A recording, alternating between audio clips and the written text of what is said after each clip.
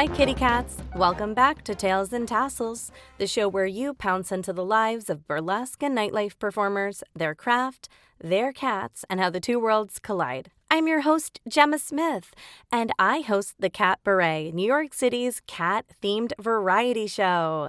Today's guest is the multi-talented actor and burlesque artist Elizabeth Bays, aka Bitsy Brûlée. I had such a fun time chatting with Bitsy, learning about her creative journey and how her cat inspires her work.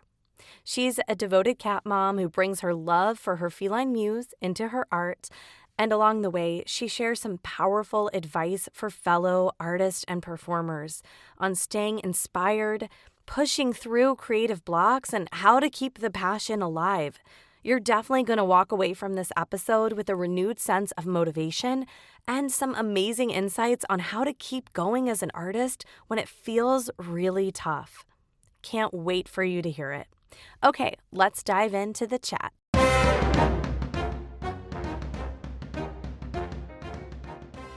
Thank you so much for being here, Bitsy.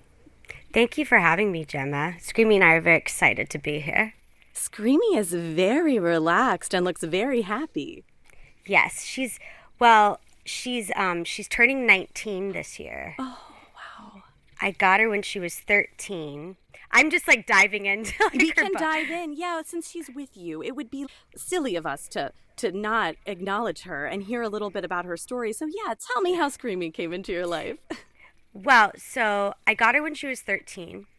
And she's not exactly a rescue kitty cat. She's always been in a home, but she's been passed around. She was born in Hawaii. She's actually purebred Tonkinese.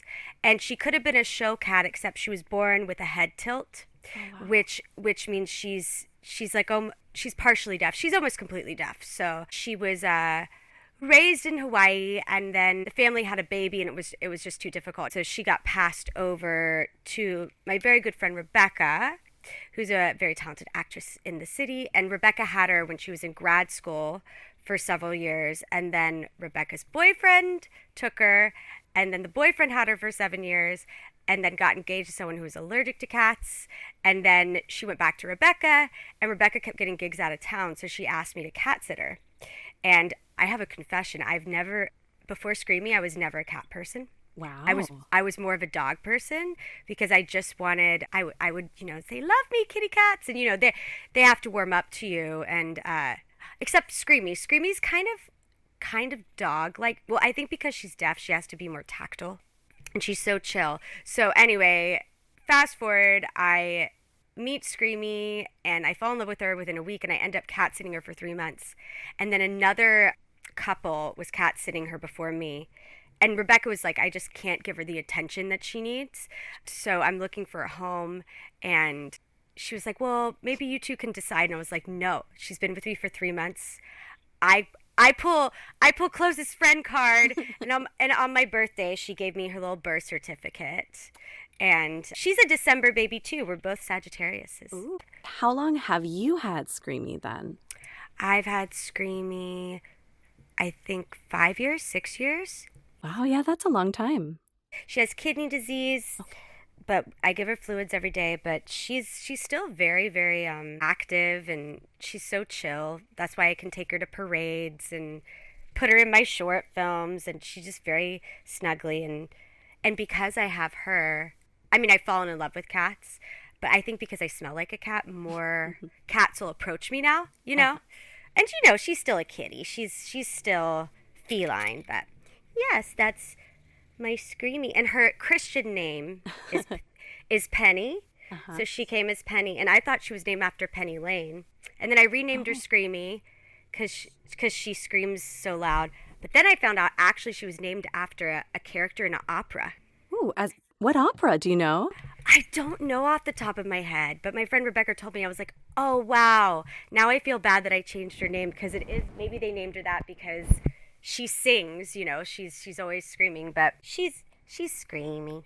So you changed her name to Screamy, or that's her nickname because she's a super vocal cat, I'm guessing? Mm-hmm. Nice. Yes. Does she vocalize for specific things, or just as, some cats get older, sometimes they do vocalize more? for attention. And she's very smart. The other day I was recording a voiceover audition, so I unplugged her water fountain.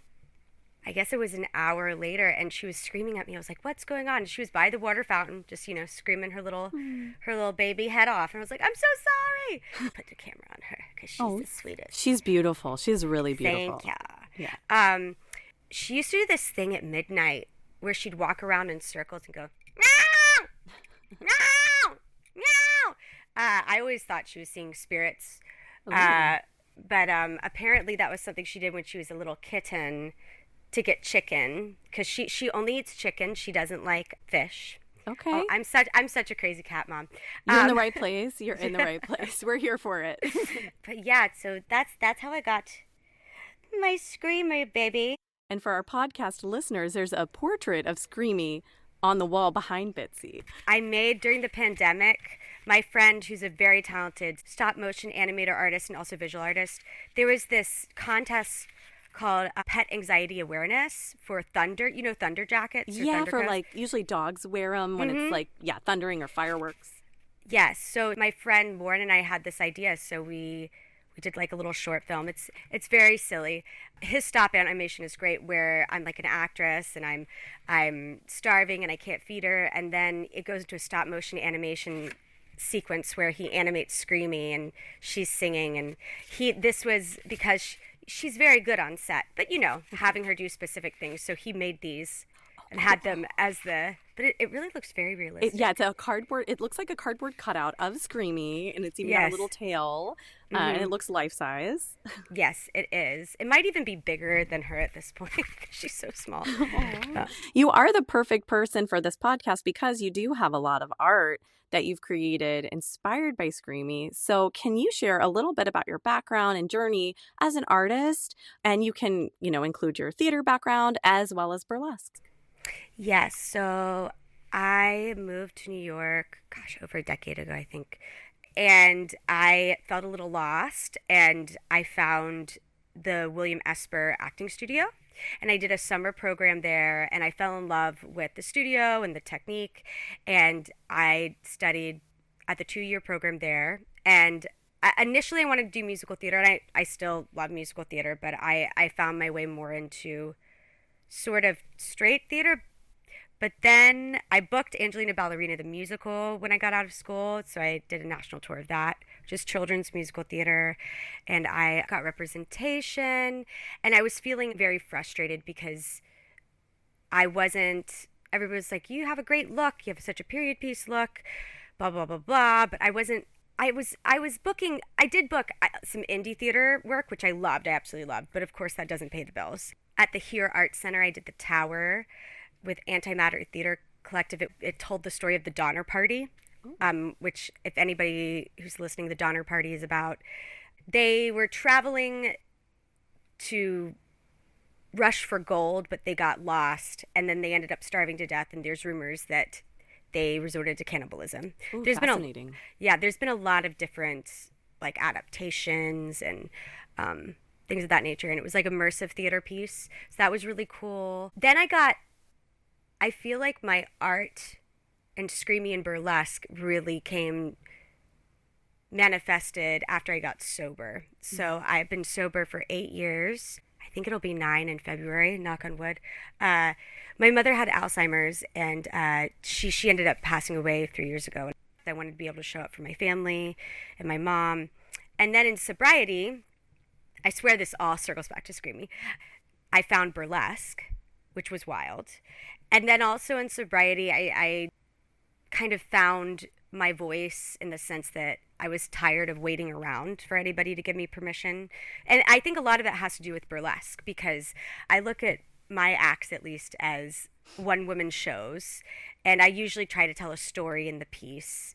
When I first started, I wanted every piece to have a reason to take every piece of clothing off, and not necessarily to seduce or tantalize and stuff. Sometimes like, oh my God, mosquitoes are coming near me. Let me flaunt off my shirt, Now it's a little looser, more loosey-goosey with it. I think through burlesque, I found more agency to say, hey, you know what? I'm going to create my own stuff. So this past year, I felt really grateful because I haven't burlesqued too much. I've been acting a lot. And I was in the Off-Broadway revival of Simpatico at the Chain Theater. That's amazing. Which is really Congrats. cool. Thank you. It's a Sam Shepard piece. And then I did the New York premiere of a John Patrick Shanley short play, Banshee. So when I started creating my own short films, that's when Screamy came into my life.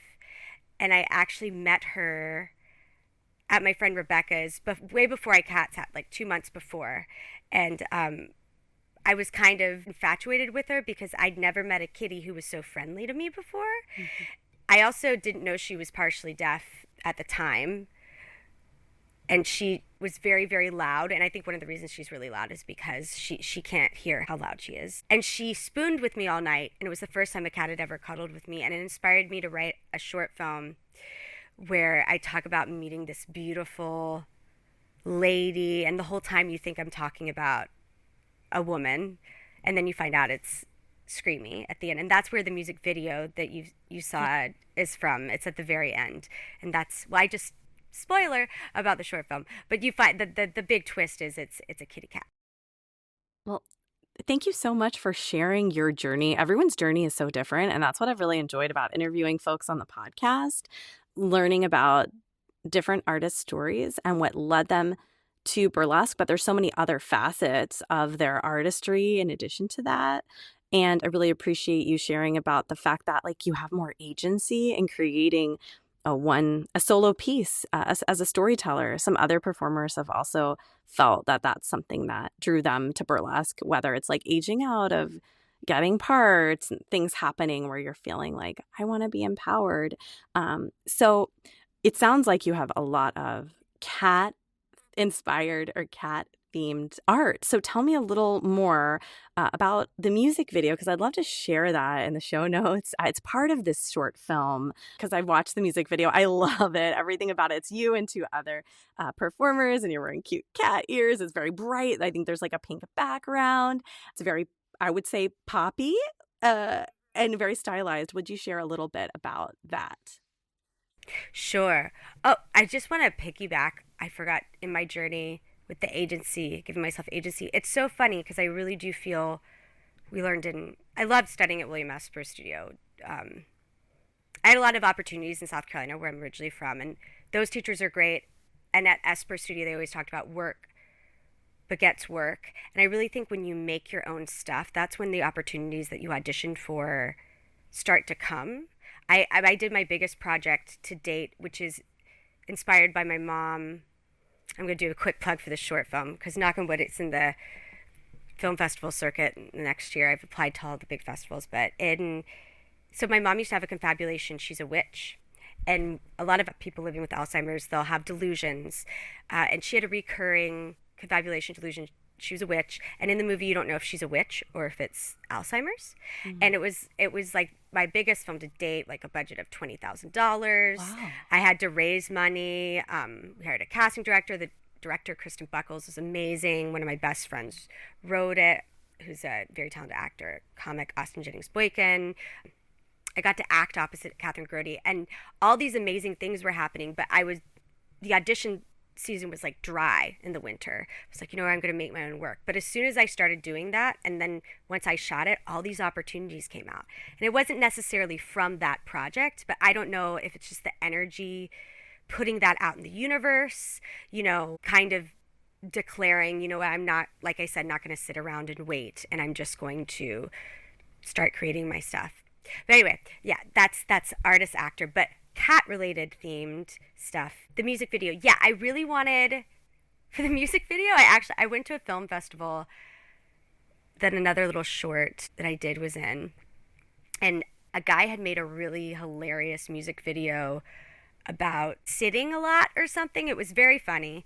And I was like, I want to make a music video. And I sing. I haven't sung, I guess, professionally a lot in the past couple years. And I said, I should have like a voice demo. And I said, gosh, I can't write music, but maybe I'll hire my friend. And I said, I want a love song for Screamy. And so my friend David Zayas Jr., who's just amazing. He's so and he's just a wonderful collaborator and director and friend. I said, I want to do a music video with my cat. And he was like, okay. And he's done pinup shoots with us before. And the two actresses who were in the short film, I told them, and they were game. I actually commissioned my friend to write it, and then I recorded it at a studio. I'd never recorded a song professionally, so that was cool. I was like, hey, I'll have my own demo, a vocal demo I can send people, and it's within, like, good within my range. And you sound fantastic. Like, oh, thank you. It's beautiful. I love it. Yes. Oh, thank you so much. Yeah, I learned a lot recording it too, because I didn't realize, and I feel like maybe this is ignorant, but I didn't realize that when they do recording, I was like, don't do auto-tune or anything. They're like, we wouldn't do auto-tune. I said, well, the sound sounds different. He goes, the person who's recording it said, oh, well, that's because you record it twice and you put the voice layers on top of one another. Oh, I wouldn't have known that. Yeah, they do that in Motown, like all the records. So they're stacking it on top of one another. And I was like, oh, that's so interesting. I think if there's anybody who is like an audio engineer or something, if that's incorrect, please let me know. But I learned a lot doing that. And then Barbie had come out the year that I did the music video. So I kind of wanted a Josie and the Pussycats, like Spice Girls, Barbie kind of aesthetic. And then I built a cat tree for it. Well, it looks gorgeous. I can see that inspiration, Barbie and Josie and the Pussycats. And I wanted to go back to something you said that really resonates with me about, like, when you start creating your own work, because you're sitting around and feeling like, okay, nothing's happening. I'm also an actor and I have an agent, and sometimes I hopefully get auditions and maybe book something. But I feel the exact same way as you, because once I start saying, oh, I'm going to create my own thing, I become so excited about my projects. And I feel like there's this positive energy and momentum that you just need to, like, get you going, and like something about being more open to more opportunities or seeing them more. So I really like that you mentioned that for any of our creatives out there listening, creating your own work. Yeah. It's so important, and you just never. Look, living in New York is so freaking hard. Just in general, as a human being, living anywhere is hard, but particularly New York, and it's expensive, and chances are a lot of people are juggling different day jobs, and I feel like when you have something that you're excited about, it makes that stuff go faster. And this is dramatic, but a reason to live, not a reason to live, but a reason to live in New York City, you know? Oh, for sure. It's yes. hard to live here, and you want to feel like you're here for a reason. And speaking to your burlesque, I know you have lots of different types of burlesque acts. Do you have any cat themed or cat adjacent burlesque acts? I actually don't. I was realizing I have an idea I'm part of Hotsy Totsy, that burlesque troupe. They always have a Disney show, and they have a Disney show, so I'm going to pitch to them. Is it Bonafile from Aristocats? She's the older lady who doesn't have a husband, and she's going to leave her fortune to her cats. Love it. And then the butler wants to, like, steal the cats, kidnap the cats, and I kind of want to, I don't know what song I would do it to, but I would have, because she loves her cats more than anything. But I actually don't have a cat theme act. Oh, I never said how I discovered burlesque, actually, like how I came into it. Yeah, so after a year of sobriety, I decided to treat myself to go on an artist retreat with Elaine Aldaffer. She's the casting director at Playwrights Horizon. And she used to have this trip where you go to Costa Rica, and it's an artist retreat. There's a guest teacher. The guest teacher that year was Sam Pinkleton, who's an amazing director, choreographer. He directed O'Mary on Broadway. Oh, wow. And, I want to see that so bad. It's theater history. I highly recommend it. I saw it off Broadway and I saw it on Broadway. I rushed for it on Broadway, and I woke up at 5:30, and it's so worth it. It's okay. I think they extended it, so hopefully I'll be able. They to did. Okay. Through January, and knock on wood that they extended it longer. It's amazing. Anyway, he was a guest teacher there, and we had to bring Genesis projects.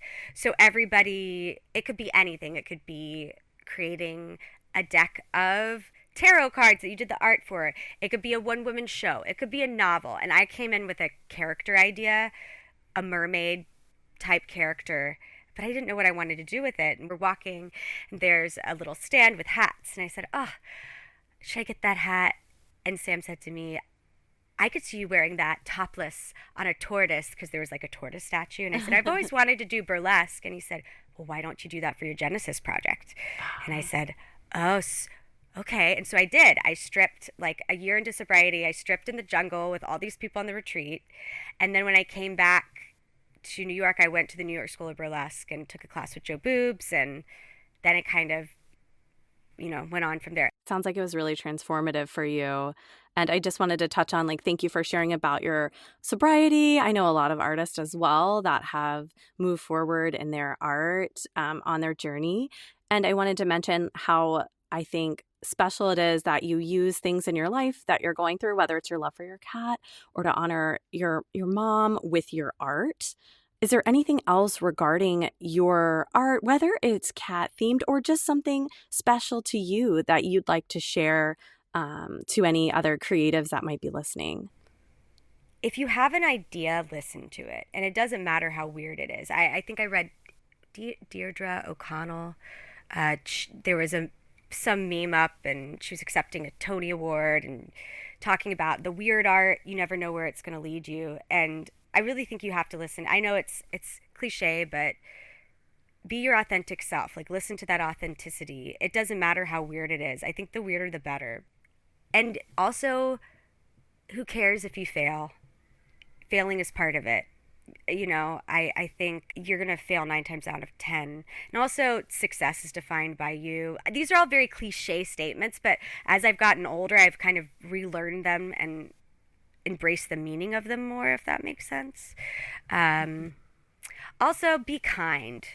Really, I should have led with be kind, because you just don't know. You don't know. Not that you should be kind for networking reasons, but networking really is about relationships, right? And that's what I love about burlesque. I've gravitated towards it so once I started, because in the first year I was performing at all these shows and it was just recommendations, or people met me and they saw an act and they liked it. And I feel like in the acting world, a lot of times you have, not only do you have to like knock on the door, you have to bang on it, obviously do it in a professional manner, but you really have to. And burlesque isn't easy, but it's not as tangible, I think. Also, to be fair, I'm not pursuing burlesque as a pay my bills job. I think there are some people out there, and I have so much respect that that's their main source of income. They're hustling 24/7, and I really respect it. I've kept burlesque more as it's not a hobby, because I do take it seriously and professionally, but more enjoyable. Like the show I'm producing in December. Now, I don't suggest this as a producer. You want to break even and make money, but I know I'm not going to make money on the show. I'm paying out of pocket my performers. I have a little like leopard fanny pack where I keep my stripper money, and like all the tips I get, I just put cash, and then I pay all my performers in cash like the night of. I'm like, here's your money, just because it's too stressful to worry about being able to do it if ticket sales and Also, I mean, I'm still trying to figure this out. Finding a dual income or dual career where you can support. I was reading about you. You're an animal advocate. Like, that's your day job? Yeah. So by day, I've worked there 8 years. I went through a divorce in my early 30s. I was doing lots of things, pursuing acting. Then I said, oh, I need a job. I need health insurance. And I got an administrative job at the ASPCA kitten nursery. And then I got a promotion about a year later, and I've been a manager there since. But I work 4 days a week. I asked them a couple years ago, I can do all my work in 4 days. Can I just change my schedule? And that's the only way I have time to do other projects, because you're right. It's really tricky, like when you have a day job and creative projects. Yeah, that's how I manage it. Well, that's so cool, because it's I would call you a good deed doer in your day job. You're making an impact. I think about that a lot too when I get consumed with oh my God, woe is me, how old am I? I found out, and this is exciting, I booked my first co-star on a TV show this year. That's a big win. Thank you. And for those listening, a co-star, it means you have like one, actually, it used to mean you only have a couple lines, but nowadays, I think just because of SAG and money and budgets, it could mean you could have 2 or 3 scenes. But in this co-star, and yeah, they just pay you less. In this co-star, I had like 2 or 3 lines, and I had to go do ADR on it the other day, and one of my lines was cut. At least I know I'm not cut. Like, I'm grateful for that. And I was what's bummed. this show? FBI. Oh, It was cool. I had a FBI. friend also on FBI who was on this podcast. She had Oh, that's just crazy. a couple lines as well. It's a great set. It was a wonderful. Well, actually, it was on set 2 days, but I saw one of my lines was cut. It's good to know because I'm not cut from the episode, but I was a little bummed. I was talking to an actor friend. I was like, gosh, is it going to be another like 10 years before I get a job on television? Because for those listening, I mean, acting, I have actually been on television before, but not in Discovery ID stuff. I've done those too. Yeah, I've done a lot of short films and indie films and stuff. But when I was like, oh, my line was cut, and I was kind of getting in the swamp, so to speak. And then I thought about it. I was like, you know what, Elizabeth, maybe look up New York Cares, and why don't you do some community service, and why don't you go to an AA meeting, and like think about how lucky you are that you get to pursue this, and think about like how lucky you are to know that you weren't cut, and that that it truly is a privilege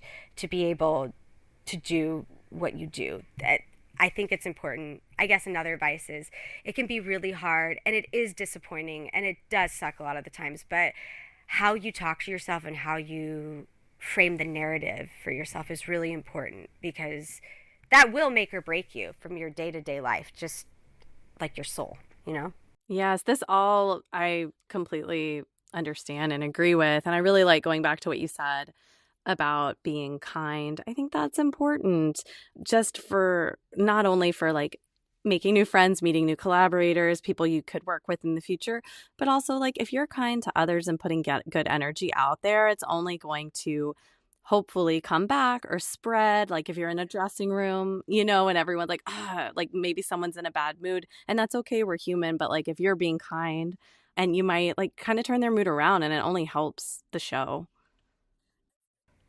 It's so true. And to be open to artistic opportunities, just as like you said, as a human being, and you want to be a kind person.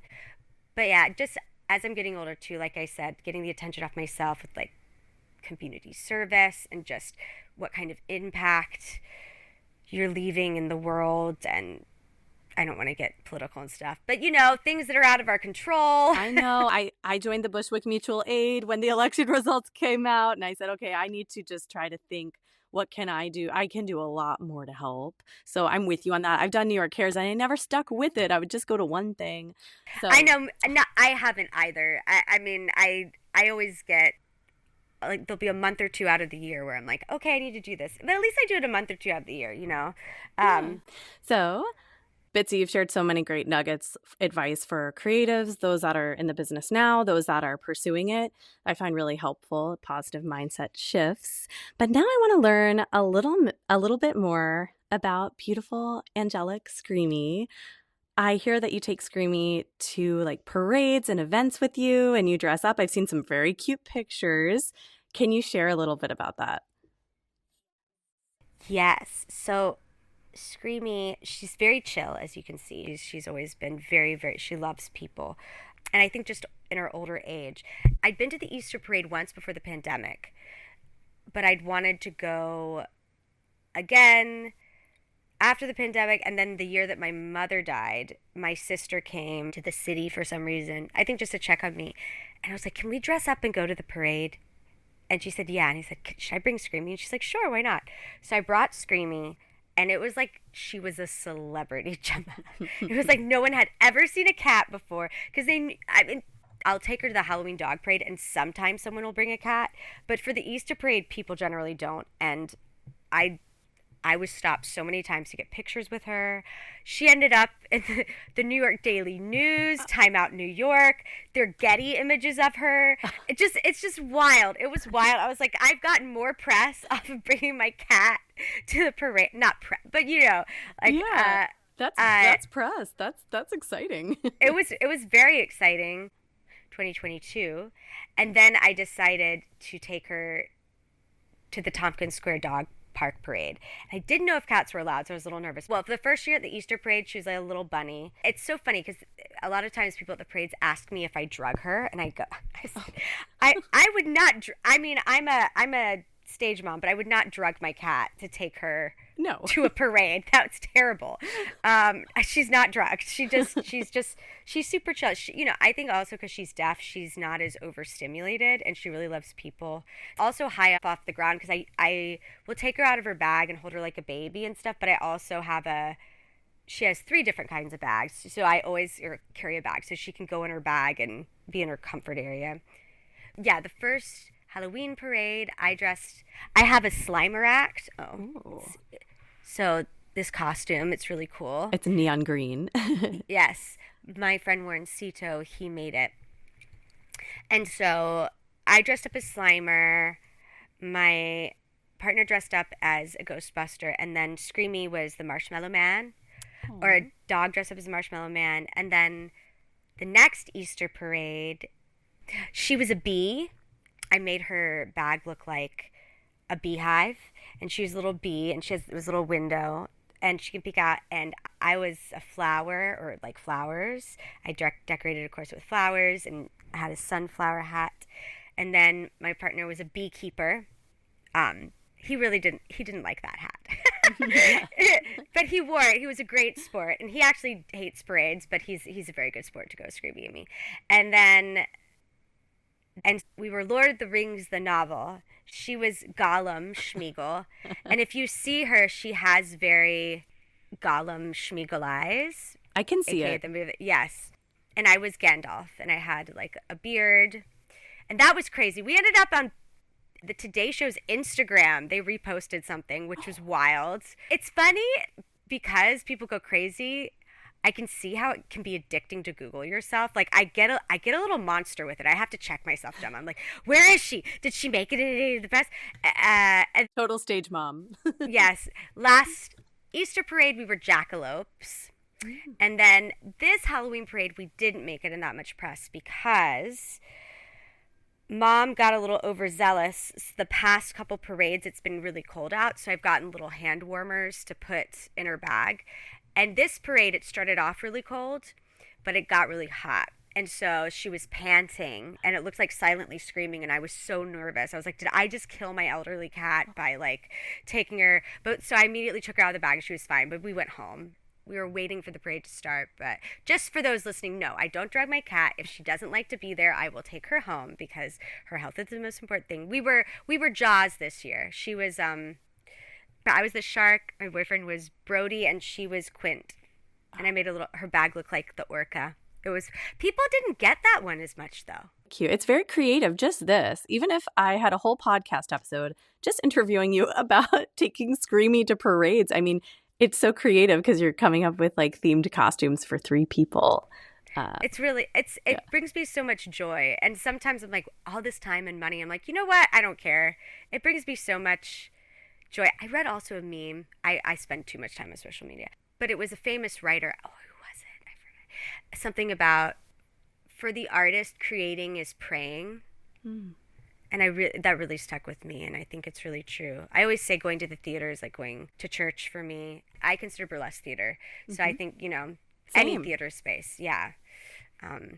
That's beautiful. I like that because, like, we are the authors of our own life, and, like, hearing you say, like, okay, yeah, it's a lot of money and time to make these costumes, but this is what brings me joy, and this is my life, and, like, we get to express ourselves and do whatever we want in our lives. And I'm turning 40 next year, so I'm really Happy birthday! Thank you. So I'm really struggling with, like, as you mentioned earlier, sometimes you think, oh, I'm this age or whatever. But the older I get, the more I'm like, well, I get to create my life to be whatever I want it to look like and what brings me joy. It doesn't have to look like what people expect a 40-year-old's life looks like. So, well, also 40 is the new 30, and age is just, I mean, I could shout a bajillion cliches at you, but also, I mean, I would not have thought you're 40. It's so weird too about aging in general as a society, and also as a woman, and as a woman in the industry. Because, like, I remember growing up and seeing, there's all those articles out about, like, the Golden Girls. They were actually in the same age as, and just like that, those women now, and, like, it's night and day. But it is so interesting because I was, during the pandemic, my partner and I, we watched a bunch of 80s horror films that I hadn't seen. And I think we were watching Poltergeist. And the mom in that is supposed to be like 33, and she looks like she's like in her late 40s. No offense to the actress if she's if you're listening to Tails and Tassels. I know exactly, but she does. But I just think it's different, you know, because our generation, we wear sunscreen, like taking care of yourself. And I think also there are all these expectations that are put into place, but by who and by when and how? I mean, living nowadays is so different than it was even 10 years ago with social media. I think I'm so glad I didn't grow up with social, like Same. Instagram when I was in high school and stuff. We had LiveJournal. We had okay, I think I had MySpace. that like in college, MySpace. But yeah, it's hard. But yeah, and also there's just so many stories I've read. Well, Cola Scola, for instance. I mean, they've been internet famous for a very long time, like in their 20s. Very niche, I guess, but they've been famous. But they created this play because they weren't getting cast. They also had the connections, the means, and you know, they were in search party and stuff. But I think that's just an example of someone who is like, I want to create my own specific art. Also, I mean, so many different people I've read, they just by creating what they love and what's authentic to them and what brings them joy, it led to other opportunities. Because I don't mean to interrupt you either, but I'm getting older too, like that lull that I had in October, I was like, should I just be a real estate agent? You know, not like that's easy, you know, but I was like, I have to be very careful with the going very global and black and white and being like, well, I need to build my life and make sure X, Y, and Z is checked off. And yeah, it doesn't have to be black and white. There can be like a gray area, and it doesn't mean you like failed or whatever. And I wanted to note, I forgot to say this earlier, I loved what you said about failing. I mean, that's how you grow. You have to make mistakes. Things have to go wrong. Like failing's okay. It's great because you're going to learn and grow from it and move on to the next thing. I could tell you so many horror stories. Once I was called in to New York Theater Workshop, which is one of my dream theaters, and I was so nervous that I messed up and I apologized. And that's like, you know, a big like, no, like never apologize. And I messed up again. I apologized again. And then I tripped like 2 or 3 times outside, like going out. And I was so embarrassed. Like other failing, I was once in a dance call for, I think it was the national tour of Elf. And I had no business being in this dance call. I'm not a dancer with a capital D. I can move. I mean, I guess compared to your normal average Joe, they might call me a dancer, but I'm like, you know, I'd be like an advanced beginner at steps. Sure. Dance studio, you know? You're like an actor, singer who moves. Yeah, like I can pick up combinations, you know, but not Broadway dancer. And I almost cut myself. I almost bowed out. Like I almost was going to be like, I don't think this is right for me. But instead I stuck it through until they cut me because I was like, and I just kind of laughed at myself. God, there are just so many not horror stories, but, you know, embarrassing stories. And it's almost like exposure, because if you can get through that and you like, okay, that was humiliating or I failed or that was embarrassing, you like exposed yourself to that feeling and you know you got through it. And like if the next thing happens, you can get through it again. I'm so grateful to get to know you. I like doing this podcast because I get to know people more and their stories, and I just love connecting with people and hearing everyone's inspiration and creative process and tying it into their cats. So on that note, could you share a little more just about any special rituals you have with Screamy? Yes, well, she loves to be brushed. Like I'm brushing her right now. She still plays. She still sometimes gets the zoomies. And I always make sure if I'm working on my computer or something, if I can, I stop and play with her just because, you know, she is on the older side. She's a golden girl. She likes to play chase and go to her scratchy post and scratch. Rituals. She used to do that walking around in circles, screaming at the air thing. She doesn't do that as much anymore. She's a cuddle bug. That's her favorite thing in the world to do. She likes to sleep either cheek to cheek with her little cheek on my cheek, or in my arms, sometimes in between my legs. If I'm not in bed, I think by like midnight, if I'm home, she'll scream at me to get in bed. And she is so in tune. People who say that cats aren't as emotionally intelligent as dogs, I disagree. They really are. They're just different. They express themselves different. And I lucked out because Screamy she's such a lap kitty, as you can see. And I've met other cats that aren't like that, and I would be very sad if that's how Screamy was. But I've learned to really like them too. You know, they just have they're little aliens, but they can be just as sweet as dogs, and they know when something's wrong or you're upset, and they let you know, like screaming at her water fountain when I'd forgotten to turn it on. And she wakes me up every morning to feed her. She's so funny too. Sometimes she'll jump in the bed to cuddle, and then I'll open the covers and I'll tell her to get in, and then I'll close the covers, and she'll go away, and then I'll close the covers. She comes. It has to be her idea to get into the covers. You're right. Like, cats have their own personality traits and quirks, and people that just don't say that they don't like cats, they just don't know cats yet, or they haven't met the cat that they like. That's how I was. Connect with. Yeah. Sounds like you're such an you and your partner, excellent cat parents. I've loved hearing about Screamy and all of your art and your nuggets of wisdom for our fellow creatives. Before we wrap up, is there anything else that you'd like to share about being a cat mom and creative? That I'm very lucky to have such a little precious angel. I definitely want to create an act to do with cats now. Yes, and I want to have you at the next Catbaret after Galentine's. I want to do one. I haven't booked it. It's either going to be maybe an end of April, or it may be more summer, like July. But maybe you can do that Aristocats act. Oh, awesome. Yes. I'd love to do that.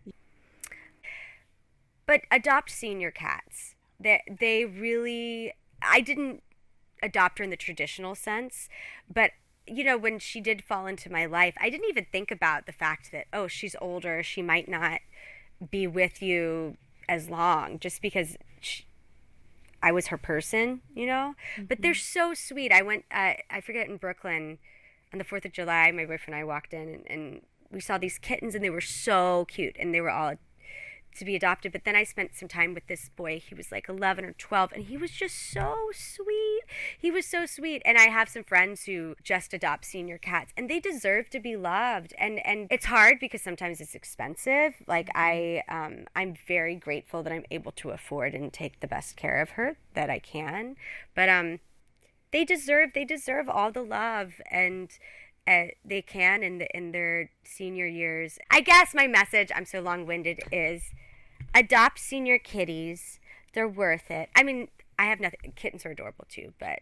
No, I hear you, and I'm here for this advice because, working in a shelter, I know that kittens get adopted like that. They get adopted so quickly, but there are other cats waiting there longer. That might be 9, 10, 11, 12 more, and they need a home too. I really appreciate you saying that. Yes, because they're the best. And for everyone that wants to follow Screamy and Elizabeth, also known as Bitsy, you can follow them on Instagram at ebays_. Also in the show notes, you can check that out. And that's a wrap for this episode of Tails and Tassels. We love hearing from you, so feel free to send us an email at tailsandtasselspod@gmail.com. And thank you for listening. Don't forget to subscribe, rate, and review the podcast.